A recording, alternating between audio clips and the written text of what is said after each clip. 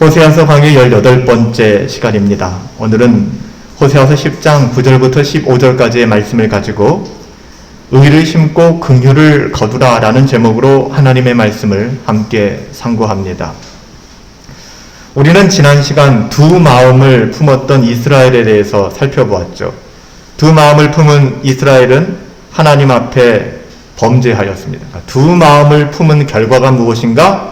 하나님 앞에 범죄하게 되는 거예요. 반대로 왜 우리가 하나님 앞에 범죄하게 되는가?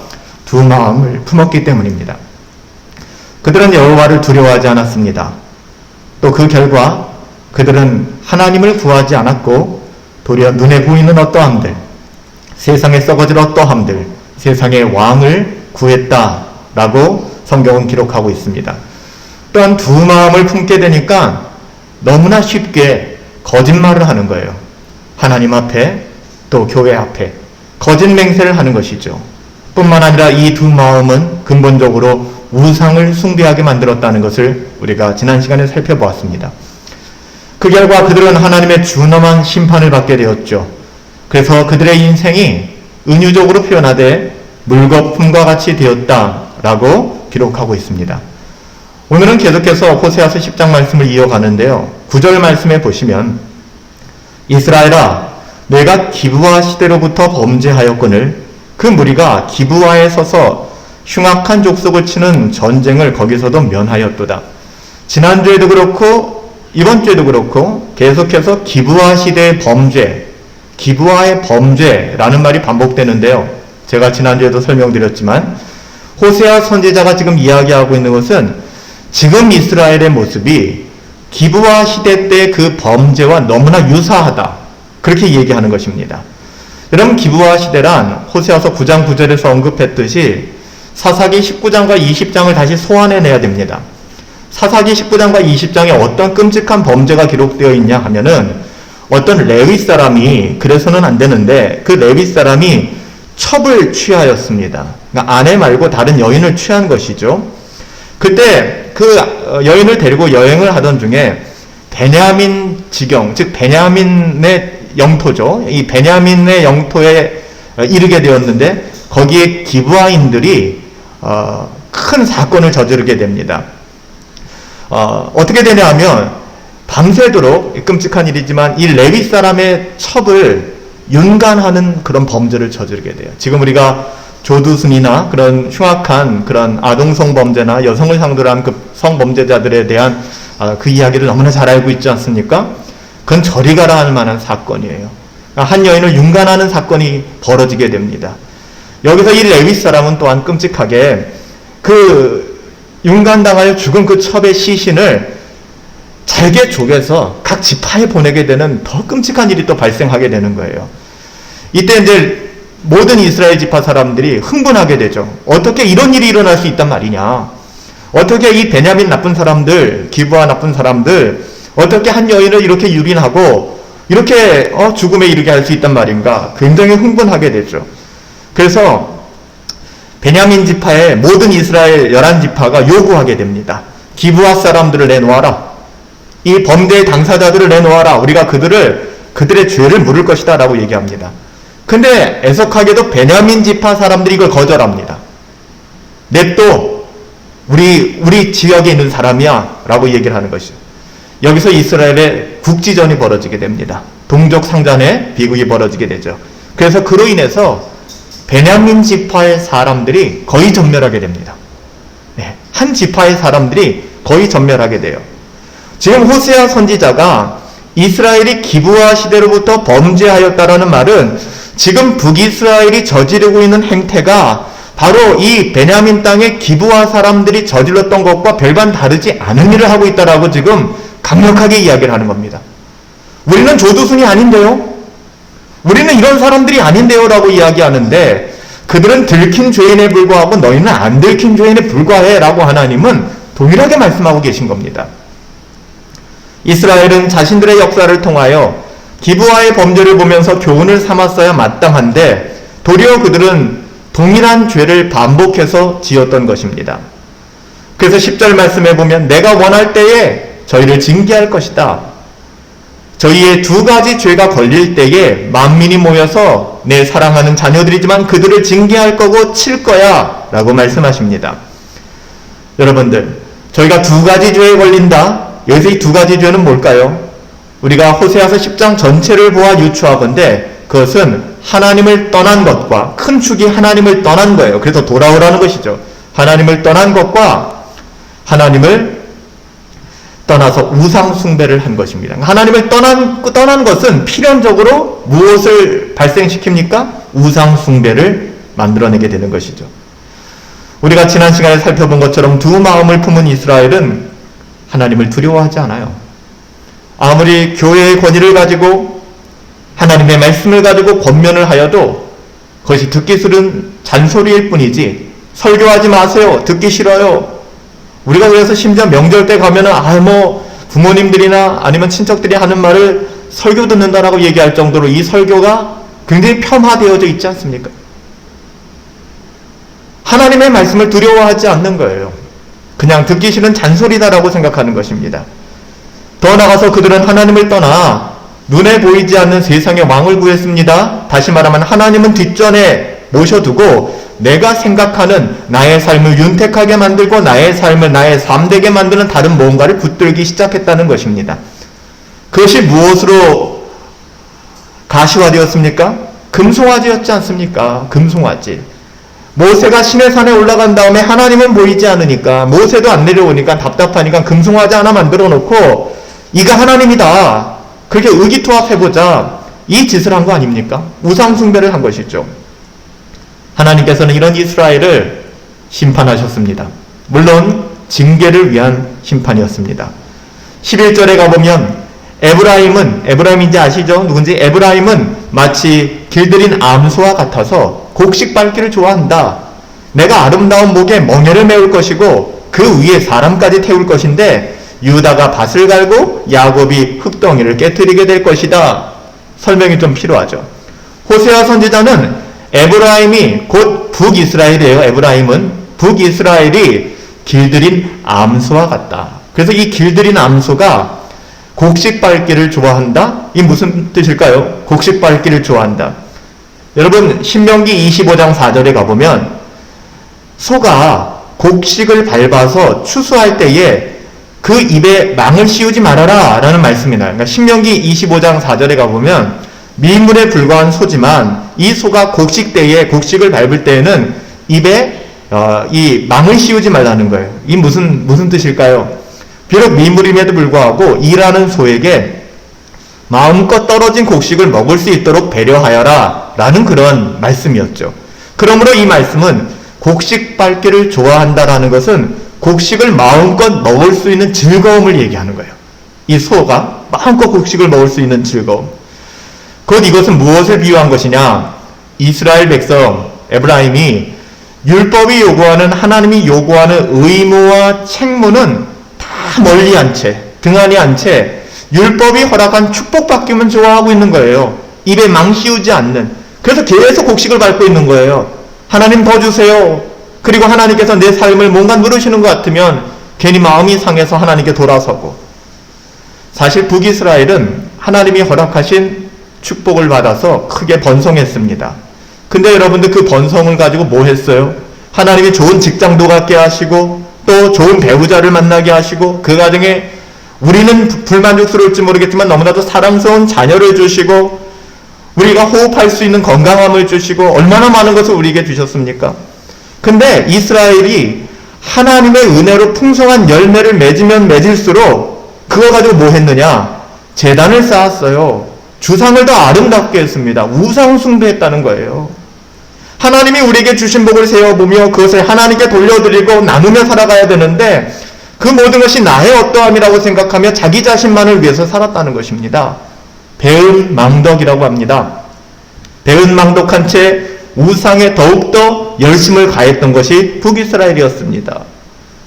마땅히 하나님이 주셨는데 그것을 인정한다면 하나님이 주신 복을 받으면 받을수록 하나님을 예배하고 하나님을 경외해야 할진데 하나님을 사랑하며 섬겨야 될진데 그들은 더 우상 숭배에 열심을 더했던 것입니다. 하나님의 징계를 피할 수가 없었어요. 하나님의 이 징계는 사랑하시기 때문에, 그냥 방치할 수 없기 때문에, 내 자녀가, 내 아이가 올바른 길로 가지 아니하고 죄악된 길로 가기 때문에 하나님이 개입하시는 거예요. 하나님이 어떻게 하신다고 하십니까? 11절에 다시 보면은 에브라임은 마치 길들이는 암소 같아서 곡식받기 좋아하는구나. 내가 그런데 어떻게 할 거라고 해요? 그 아름다운 목에 멍에를 메우게 할 거야. 그 위에 심지어는 사람까지 태울 거야. 유다가 밭을 갈고 야곱이 흙덩이를 깨트리게 될 거야. 하나님께서는 그 아름다운 목에 멍에를 메운대요. 심지어는 그 위에 뭐라고요? 사람까지 태운대요. 여기서 아름다운 목이란 북이스라엘의 번영과 영화로 상징된 말로서 그들의 자랑과 교만을 내포하고 있는 거예요. 나 괜찮아. 이 정도면 나 괜찮아. 라고 생각하고 있는 그들의 모습에 하나님께서는 멍에를 메운다 하십니다. 그리고 그 위에 사람을 태운다 하시는 것은 어느 순간 그의 삶이 곤고한 지경에 이르게 하신다는 거예요. 곤고한 날이 이르기 전에 내 하나님을 기억하라 하였는데 하나님의 목적은 하나님께로 돌아오라는 것이죠. 구체적으로 역사적 정황을 살펴보면 이방의 포로로 잡혀가서 있을 수 없는 일이에요. 하나님의 도성 예루살렘, 하나님이 거하시는 곳, 그 예루살렘이 이방에 개만도 못하게 여겼던 이방에 의해서 무너졌단 말이에요. 성전이 파괴됐단 말이에요. 상상할 수 없는 개벽의 일이었습니다. 근데 하나님께서는 마치 그 독생성자 예수 그리스도를 십자가에 내어주시는 것 같이 그 마음을 가지고 이스라엘을 이방 민족을 통하여 심판하게 하시고 하나님께서 곤고를 허락하신 겁니다. 그들의 죄로 인하여 이방의 포로로 잡혀가 그의 삶들은 곤고하게 되었습니다. 멍에만 메어도 속아. 자기 마음대로 움직이지 못해요. 멍에만 매도 속아. 자유가 없습니다. 멍에만 매도. 근데 그 위에 사람까지 올라타니 그 고통이 가중되는 것이죠. 호세아 선지자는 또한 유다가 밭 갈고 야곱이 흙웅덩이를 파리라. 흙덩이를 깨트리리라. 여기서 유다는, 특별히 야곱은 유다와 대꾸를 이루는 말이에요. 오늘 본문에. 그러니까는 12지파 전체를 지금 상징하는 말의 야곱이 아니라 에브라임을 중심으로 한 북이스라엘을 지금 이야기하는 뜻으로 지금 야곱이라는 단어를 사용하는 것입니다. 따라서 본문은 남유다와 북이스라엘의 포로 생활 중에 이들이 겪게 돼 북이스라엘이 아시리아에 의해서 멸망당하고 그 교훈을 보지 못한 채, 교훈으로 삼지 못한 채 똑같은 악을 행했던 남유다는 곧 바벨론에 의해서 멸망당하게 되지 않습니까? 그들이 당하게 될 곤고한 삶을 예언하고 있는 것이죠. 이것이 남은 백성이 여전히 고통을 당하게 될 것이라는 말씀입니다. 호세아 선지자는 그럼 이스라엘 백성에게 뭐라고, 우리는 지금 지난 과거를 바라보면서 이미 다 알고 있잖아요. 모든 역사적으로 되어진 상황을 이렇게 보고 있지만 지금 호세아 시대에는 아직 이것이 예언되지 않았어요. 성취되지 않았어요. 호세아 선지자는 그렇기 때문에 급박한 마음으로 이스라엘에게 문제 해결을 요구하고 있습니다. 12절에 이렇게 얘기하죠. 너희가 자기를 위하여 무엇해야 될까? 의를 심어라. 긍휼을 거두라. 지금이다. 곧 여호와를 찾을 때가 내일이 아니다. 모레가 아니다. 다음 주가 아니다. 지금이다. 너희의 묵은 땅을 기경해야 해. 마침내 여호와께서 임하사 의를 비처럼 내려주시고 너희를 회복시켜 주실 거야. 12절에 이렇게 말씀하는 거예요. 여러분, 오늘 설교 제목이 여기서 시작됐습니다. 호세아 선지자는 너희가 자기를 위하여 의를 심고 긍휼을 거두라 라고 말합니다. 의를 심고 긍휼을 거둔다라는 말은요, 여러분, 우리가 의를 행하면, 근데 그 의는 우리 자신의 어떠함으로 행할 수 있는 게 아니잖아요. 하나님의 은혜 가운데에서 하나님이 우리 가운데 거듭남을 주실 때 우리가 하나님의 자녀로서 그리스도 안에서 행할 수 있는 것이 의로만입니까? 의를 행하면 하나님의 긍휼을 입어서 너희가 의의 열매를 자연스럽게 맺게 될 거야 라고 얘기하는 것입니다. 즉 이스라엘이 자기의 죄를 회개하고, 이 회개라는 것을 여러분들 그냥 사변적인 의미로 회개라고 생각하시면 안 돼요. 회개는 돌아서는 것입니다. 하나님께로. 우리가 돌아섰던 모든 영역들을 청산하고 길을 정리하고 돌아서는 거예요. 이게 회개입니다. 이스라엘 자손이 자신의 죄를 회개하고 하나님께로 돌아와 의를 행하면, 그리스도 안에 거하면, 하나님 뜻 안에 거하면 하나님의 긍휼하심을 입게 된 것이고 자연스럽게 의의 열매를 맺게 될 것이라는 뜻이죠. 여러분 알고 계시죠? 우리가 기독교 신앙은 무당 종교가 아니잖아요. 그래서 아무것도 안 하고 하나님께서 알아서 우리에게 부와 명예와 출세와 모든 걸 다 내려주실 거야. 여러분, 기독교는 도깨비 방망이가 아닙니다. 기독교는 여러분 그런 것이 아니에요. 그래서 어떻게 보면 이것이 마치 굉장히 세상적인 논리라고 생각할지 모르겠지만 우리의 인생은요, 무엇을 심든지 그대로 거둡니다. 내가 예를 들면 공부 하나도 안 하고서 학생들이 기도만 열심히 하면 하나님께서 시험 문제 답을 그렇게 간증하시는 분도 계세요. 공부도 안 하고 있었는데 어느 날 이렇게 밤에 기도하는데 하나님이 정답과 교과서가 넘어가고 책이 넘어가서 하나님 나를 수석으로 붙여주셨다. 전 그거 기독교 아니라고 생각합니다. 여러분, 기독교는 그러한 것을 우리에게 보여주는 종교가 아닙니다. 갈라디아서 6장 7절부터 9절에 보면 그냥 그런 거에 은혜 받지 마세요. 그런 말에 혹해서 여러분 그렇게 사시면 안 됩니다. 열심히 사셔야 합니다.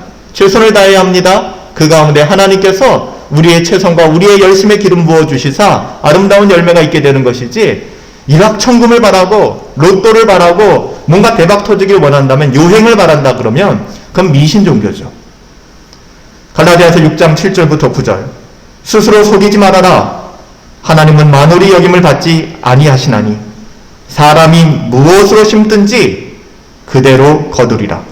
자기 육체를 위하여 심는 자는 육체로부터 썩어진 것을 거두게 될 것이고, 성령을 위하여 심는 자는 성령으로 영생을 거두게 될 거야. 우리가 선을 행하자. 그렇지만 낙심하지 말지니 피곤하지 아니하면 그때가 이르게 될 것인데 그때 우리가 거두게 될 것이다. 갈라디아서 6장 7절부터 9절 말씀이에요. 여러분, 사도 바울이 뭐라고 갈라디아 교회를 향해 이야기합니까? 요행 바라지 말아라. 경건을 추구하라. 그럼 너희는 경건의 열매를 얻게 될 것이다. 경건을 지킨다는 것이 너무 힘들잖아요. 너희의 어떠함을 따라 살아가 보아라. 절대 경건의 열매를 맺을 수 없다라고 얘기하는 것이죠. 육체를 위하여 심는 자는 육체로부터 썩어질 것 거두게 될 것이고, 성령을 위하여 심는 자는 성령으로부터 영원한 생명을 얻게 될 것이다. 세상 사람들도 심는 대로 거둔다는 법칙 너무나 잘 알고 있잖아요. 그래서 돈을 벌기 위해, 좋은 대학 들어가기 위해, 좋은 취직하기 위해 다들 열심히 노력하지 않습니까? 젊은이들도 그렇고, 그쵸? 열심히 우리가 살아가려고 하지 않습니까? 여러분, 우리는 그들과는 다르잖아요. 하지만 별반 더 다른 것도 없어요. 우리 그리스도인들은 다른 것이 있다면 이 세상의 성공을 우리의 목적으로 하지 않는다는 것. 이것이 바보스러워 보일지 모르고 매력없다 느낄지 모르겠지만 이 세상의 성공을 목적으로 하지 않는다는 것이 다른 것뿐입니다. 우리의 성공은 세상의 가치로 판단될 수 있는 게 아니에요. 몇 평짜리 아파트에 사느냐, 어느 도시에 사느냐, 자가주택이냐, 전세냐 월세냐, 몇 cc 자동차를 타고 다니느냐, 이게 우리를 평가하는 기준이 아니에요. 우리가 잘 아는, 요즘 좀 덜하지만 자동차 선전들 보면 그런 거 아닙니까? 자동차 키로 무선으로 시동을 걸거나 문을 열면서 그의 성공과 출세가 어느 정도의 자동차를 타느냐에 따라 그의 레벨이 결정되는 것처럼, 여러분 여전히 그것을 부러워하십니까? 물론 부정할 수는 없겠죠. 좋은 차 타고 싶어요. 좋은 집 살고 싶어요.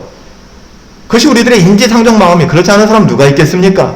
그럼에도 불구하고 성도라는 사람들은, 거듭난 신자들은 썩어진 것, 이 세상에 그 어떠함을 추구하는 것이 아니라 성령으로 영생을 거두기 위하여 살아가는 사람들 아니겠습니까?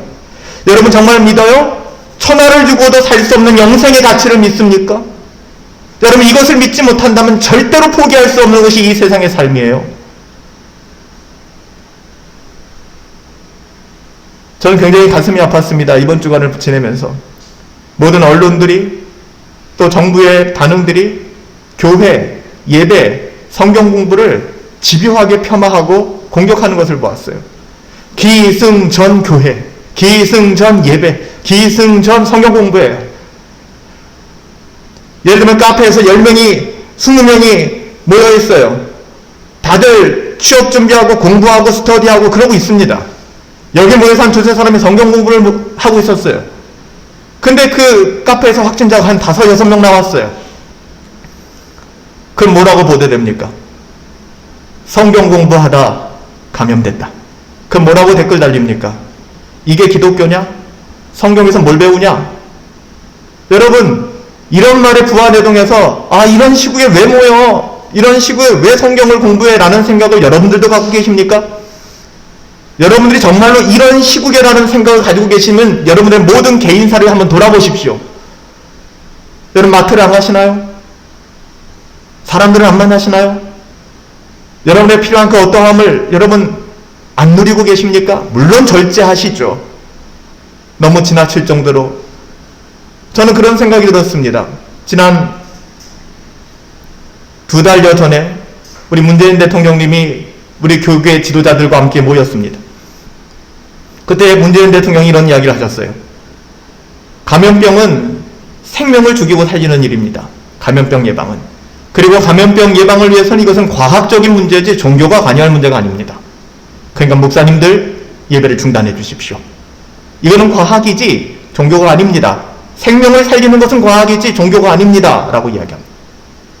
여러분, 대한민국의 하루 자살률이 OECD 1인데 하루 자살이 몇 명인지 아십니까? 거의 40명입니다. 알고 계세요? 코로나 바이러스로 죽은 사람이 지금까지 400명이 넘지 않아요. 하루에 1일 평균 자살률이 40명입니다. 여러분들이 어떻게 생각할지 모르겠지만 저는 많이 보았어요. 삶을 포기하고 싶고 우울하고 죽을 만큼 견딜 수 없는 사람들이 열려져 있는 예배당 문을 열고 들어와서 하나님의 말씀을 듣고 그 인생이 회복되어지고 그 영혼이 살아난 사람들을 저는 여러 보았습니다. 뭐가 과학입니까? 미시적 안목으로 바라본다면 지금 교회당을 폐쇄하고 아이들에게 교회 가지 마, 기독교는 적폐야, 성경 공부하지 마. 여러분, 그 아이들이 나중에 어디 가겠습니까? 뭐 하며 살겠습니까? 여러분, 기독교의 순기능이 무엇이라고 생각하세요? 여러분, 바른 안목을 가지셔야 합니다. 세상에 매몰당해서 세상의 가치대로 예배를 평가하고 우리 또한 그 자리에 서서 교회를 폄하하고 그래서는 안 돼요. 물론 조심해야죠. 물론 상식을 지켜야죠. 물론 국민의 한 사람으로서의 의무에 최선을 다해야겠죠. 하지만 우린 정말 어떤 모습으로 오늘날 예배를 바라보고 있는가? 교회를 바라보고 있는가? 여러분, 돌아보셔야만 합니다. 그래서 호세아 선지자는 오늘 우리에게 말씀하고 있습니다. 지금이다. 여호와를 찾을 때가. 여호와를 찾으라. 여러분, 지금 부족한 종이 여러분들께 그냥 뭔가를 얘기한다고 연설한다고 생각하지 마세요. 하나님께서 부족한 종, 마른 막대기 만도 못한 종을 통하여 여러분들에게 말씀하고 계신 거예요. 여러분의 삶의 자리를 향하여 돌아오라는 것입니다. 깨달으라는 거야. 나는 기브아가 아니야. 나는 에브라임이 아니야. 그렇게 이야기하지만 하나님께서는 그 베일을 벗기시고 드러나지 않은 우리의 그 모든 내면 세계를 관통하시며 말씀하시는 거예요. 아니야, 돌아와야 해. 그리고 그것은 우리가 절대 미룰 수 없는 일이야. 지금이 이스라엘이 회개하고 하나님께로 돌아와 의의 열매를 맺을 적기야 라고 말씀하시는 거예요. 여러분, 저도 농사를 지어보지 않았지만 농부에게 있어서 중요한 것은 적기에 씨를 뿌리는 일입니다. 곡식마다 그 씨를 뿌리는 때가 달라요. 아무 때나 뿌리는 게 아니에요. 그러므로 농부는 씨앗마다 적기에 씨를 뿌리는데 굉장히, 그래서 우리가 음력을 이렇게 보면 시골에 가보면은 우리 할아버지 할머니들은 언제 씨를 뿌려야 되고 이건 언제 뿌리고 감자는 언제 뿌리고 뭐 옥수수는 언제 뿌리고 다 그 기간이 있는 거예요. 아무 때 뿌린다고 되는 것이 아닙니다. 그 적기를 놓치면 곡식을 열매를 맺을 수가 없어요. 농부에게 있어서 가장 중요한 것은 적기에 씨를 뿌리는 겁니다. 이와 같이 지금이 바로 이 순간이 오늘 왜 목사님이 저런 설교를 하실까가 아니라 우리가 오늘 호세아서의 이 장면을 만나고 이 음성을 듣는 것은 바로 지금이 적기이기 때문에 그럽니다. 하나님을 찾을 적기. 그러므로 이스라엘은 지금 회개하고 돌아와 하나님께 나와야 한다는 것이죠. 이 말을 놓치면 하나님의 심판이 있다. 하나님이 경고하시는 것입니다.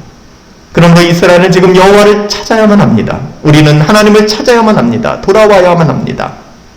여러분, 이 말씀은 먼 나라 이웃 나라 이야기가 아니라 우리들을 향한 말씀이에요. 하나님의 말씀을 로고스로도 만들어지지만 1.1핵도 변함이 없는 태초에 말씀이 계시니라, 로고스가 계시니라, 이 말씀이 하나님과 함께 계셨으니 이 말씀이 하나님이시라, 이 로고스의 개념도 있지만 그 하나님의 말씀은 2000년 전이나 4000년 전이나 2020년 9월달을 살아가고 있는 우리에게나 동일한 레마의 말씀으로 임한다는 거예요, 여러분들. 이게 다른 거예요. 이걸 사람들은 이해할 수 없는 것이죠. 우리는 그것을 믿는 사람들 아닙니까? 지금이 하나님을 찾을 적입니다. 그러므로 우리가 우리의 연약함과 우리의 죄를 회개하고 하나님께 돌아와야 합니다. 그런데요, 우리는 항상 우리의 형편과 우리의 때를 고집하는 죄성이 있어요. 그래서 지금은 이래서 안 되고 저것 때문에 안 되고, 그래서 항상 말합니다. 나중에 할게요. 나중에 할게요. 그러나 우리 인생은 너무나 잘 알잖아요. 내일 어떻게 될 수가 알 수 없는 인생 아닙니까? 을암리 해수욕장에서 그 치킨 배달하다 불의의 사고로 목숨을 잃은 한 가장의 이야기를 보면서도, 아니면 우리가 뉴스를 접하면서 수많은 사건 사고들을 접하면서 야, 이것이 내게도 올 수 있겠군. 그냥 고속도로를 달려가다 예비신랑과 이제 곧 결혼하게 될 예비신부가 고속도로를 달려가다 갑자기 트럭에서 떨어져 있는 판브레이크가 날라와서 예비신랑이 사망하게 되는, 상상이나 했겠습니까? 꼭 그런 일들이 우리들에게 일어날 것이라는 여러분들에게 협박을 하는 게 아니에요. 그렇지만 장담할 수 없는 것이 여러분 우리네 인생 아닙니까? 우리네 삶이 그래요. 그래서 호세아 선지자는 정말 그 진심을 담아 아직까지는 기회가 있었던 북이스라엘이에요. 우리가 알죠. 그 북이스라엘은 그 기회를 발로 차버렸어요. 그렇지만 아직까지 기회가 있었던 북이스라엘을 향하여 너희 자신을 위하여 의를 심어라. 부디 그러면 긍휼을 거두게 될 거야. 지금이야. 지금이 여호와를 찾을 때야. 묵은 땅을 기경해야 될 때야. 마침내 여호와께서 임하사 의를 비처럼 너에게 내려주실 거야. 한데 그들은 no thank you. 잠시 후에 결국 BC 722년 아수르에 의해서 멸망당하고 말았습니다. 여러분, 지금 우리가 여호와를 찾기 위해 무엇하라고 합니까? 묵은 땅을 기경하라 라고 이야기합니다. 여러분, 지금이 곧 여호와를 찾을 때입니다. 너희의 묵은 땅을 기경하라. 마침내 여호와께서 임하사 의를 비처럼 너희에게 내리시리라. 그럼에도 불구하고, 이런 경고의 메시지에도 불구하고 13절에 보면 그들은 악을 밭가라 죄를 거두고 거짓 열매를 먹는 그런 악순환을 반복하였습니다. 여러분, 우리는 어떻게 해야 합니까? 의를 심고 긍휼을 거두셔야만 합니다. 그러려면 우리가 구체적으로 어떻게 해야 된다는 말입니까? 먼저 자기 자신의 의가 없음을 인정하셔야 해요. 하나님, 나는 아무것도 아닙니다. I am nothing. 정말 그냥 멋있으라고 하는 말이 아니라 하나님, 나는 아무것도 아니에요. 선로역정의 그 크리스찬 순례자가 하나님의 말씀인 성경을 들고 자기 자신을 알아가면 알아갈수록 남루한 복장에 더욱더 죄짐이 무거워지는, 오라 권고한자로다 누가 나를 건져낼까, 똑같은 이 모습들, 나는 그런 존재다. 우리 자신이 만들어낸 의로움이라고 하는 것은 그냥 더러운 옷과 같구나. 여러분, 제 이야기가 아니에요. 이사야서 64장 6절에 보면 정말로 우리는 다 부정한 자 같아서 우리의 의로움 더러운 옷과 같으며 우리는 다 쇠폐함 같은 잎사귀 같구나. 우리의 죄악이 바람같이 우리를 몰아가는구나 라고 이사야 선지자는 인생을 고백하고 있습니다. 여러분, 그래요. 자기 비하하자는 이야기가 아니라 인간의 의는 더러운 옷과 같습니다. 그러므로 우리가 우리의 의를 주장하는 열심은 오히려 하나님의 의를 포기하고 버리는 것과 똑같아요. 여러분, 우리 자신을 의지하지 마십시오. 그러므로 주님의 의롭다 하심을 내 마음에 심어주십시오. 주님 마음 내게 주십시오. 여러분, 이것이 성령 받고 거듭난 신자들의 고백입니다. 다른 것 구하시면 안 돼요. 우리가 하나님 앞에 설 때 중요한 것은 하나님의 의, 하나님이 입혀주신 그 의로움이 중요한 것입니다. 그러므로 하나님, 내 안에 의로움이 없습니다라는 안타까운 마음을 가지고 우리의 더럽고 추잡하고 자기방어적이고 이기적인 그 마음을 갈아엎어라. 온갖 가시와 덩클과 그 모든 것이 가득한 마음밭을 하나님의 말씀의 쟁기를 사용하여 도구를 사용하여 갈아엎으라는 것입니다. 우리의 손으로 하는 것이 아니라 하나님의 말씀을 통해서. 14절 15절에 보면 그렇지 않으면 너희에게 심판이 있을 거야. 징계가 있을 거야. 전쟁이 일어나게 될 거야. 살만이 벳아벨을 회파한 것 같이 회파되게 될 거야. 실제로 열왕기하 17장 6절에 가보면 살만에서의 5세에 의해서 북이스라엘은 멸망당하게 됩니다. 이와 같이 이스라엘이 돌아오지 않을 때 여러분 오늘날 우리의 마음밭은 어떻습니까? 온갖 세상의 요란함으로 세상의 그 어떠함으로 하나님의 생각과 하나님의 마음이 들어갈 수 없을 만큼 그렇게 가득 차 있지는 않습니까? 말씀을 처음 받을 때에는 기쁨으로 받다가 어려움이 생기고 또 어떤 세상의 그런 유혹들이 다가오면 그냥 넘어지고 결실하지 못하는 그런 마음들은 아닙니까? 여러분, 오늘 하나님의 능력은 이러한 우리의 마음과 심령을 갈아엎어 주시고 회개로 인도하여 주시며 우리의 상한 마음에 우리의 건조한 마음에 메마른 마음에 의의 비를 내려주실 것입니다. 의의 비처럼 임하는 것은 바로 우리 주 예수 그리스도의 보혈로 말미암는 의롭다 하심이에요.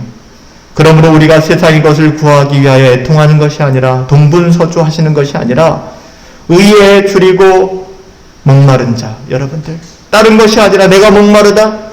2002년 시딩크는 승리에 목마르다고 얘기했죠. 난 여전히 배가 고프다.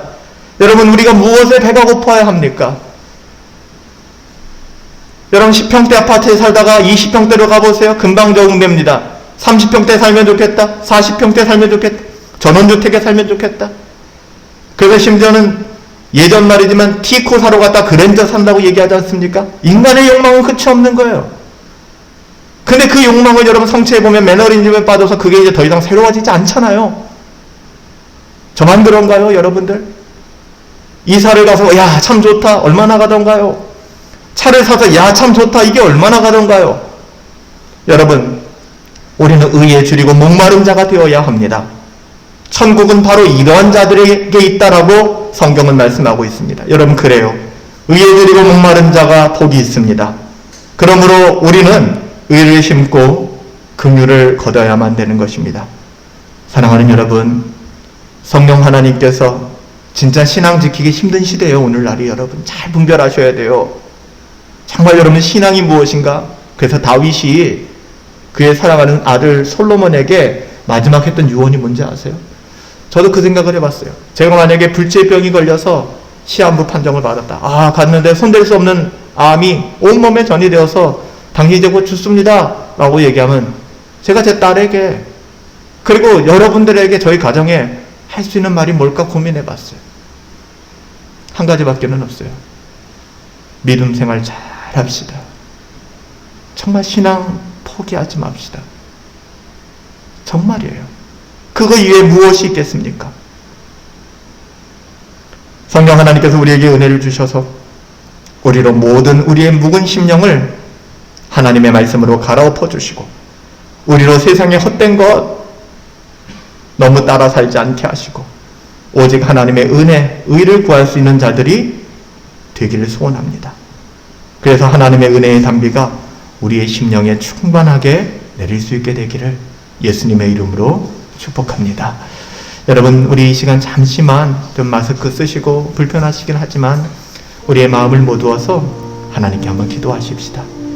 하나님, 오늘 말씀이 때로는 울리는 낙탈 같고 때로는 우리의 영혼을 마구마구 때리는 몽둥이 같아서 내 마음이 무겁기도 하고 오늘날 그렇잖아요. 듣고 싶지 않은 이야기는 듣고 싶지 않고 그냥 너무 힘들어 죽겠는데 무슨 교회까지 나와 예배당까지 나와서 혼나는 것 같은 여러분 그렇지만 이것은 제가 여러분을 혼내는 것도 아니고 하나님께서 사랑하는 백성들을 향한 하나님의 말씀 아니겠습니까?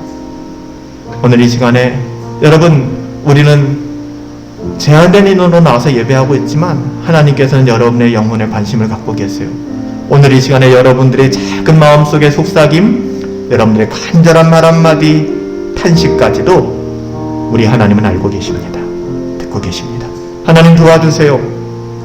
하나님, 내 영혼이 형편이 없습니다. 내가 눈먼 장님처럼 살았습니다. 하나님 도와주세요.